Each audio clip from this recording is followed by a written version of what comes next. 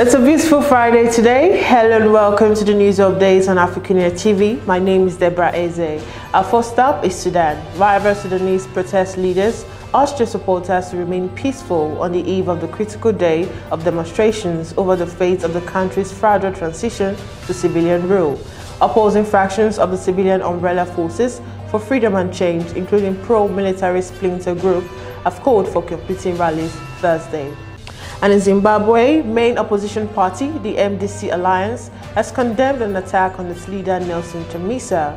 While in his car shortly after a political meeting, Nelson Chamisa was reportedly shot at this time, the second attack in 2 weeks.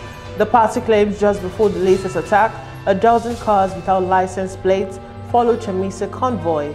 The MDC Alliance accuses the ruling ZANU-PF of launching the attacks. And in Benin, Benin has become one of the few countries in Africa to authorize abortions after parliamentarians voted on law that has divided public opinion in the coastal nation.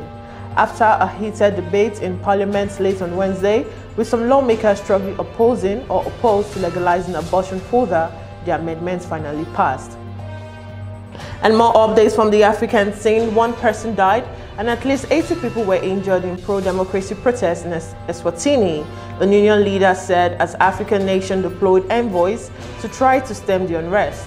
Gunfire was heard into the night in the capital, Melbourne, and the civil servants union, NAPSAWU, said at least one man had been shot dead earlier in the day. The army and the police killed one person at about 3 p.m., Union President Oscar Nkabule has said. And we move to South Africa, where 8 Nigerian nationals appeared at Cape Town Magistrate Court facing various charges relating to internet scam, money laundering, and identity theft. They are facing extradition charges to the United States. More than 100 victims have lost an estimated 100 million rand, approximately $6.8 million in the scam since 2011.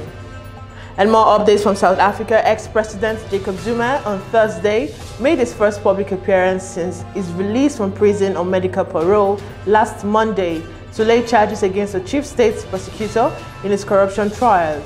Zuma went to police station in the Eastern City, where he is on trial for corruption, to open a criminal case against advocate Billy Downell for allegedly leaking his current state of health to the media. And on the Nigerian scene, leader of the indigenous people of Biafra, Nnamdi Kanu, on Thursday pleaded not guilty to 7 counts filed against him at the Federal High Court in Abuja. Kanu was also challenging the jurisdiction of the court to hear the matter on the grounds that the alleged offences were committed in the United Kingdom and not in Nigeria. His lawyer, Ifeanyi Ejiofor, made the disclosure shortly after his rearrangement before Justice Binta Nyako. And more stories on the Nigerian scene. Accountability and transparency issues continue to trail federal government's 1.1 trillion naira COVID-19 intervention fund to the private sector, as most businesses are yet to assess the fund initiated over a year ago. Members of the Organized Private Sector of Nigeria, OPSN, revealed that very few operators were able to access the fund.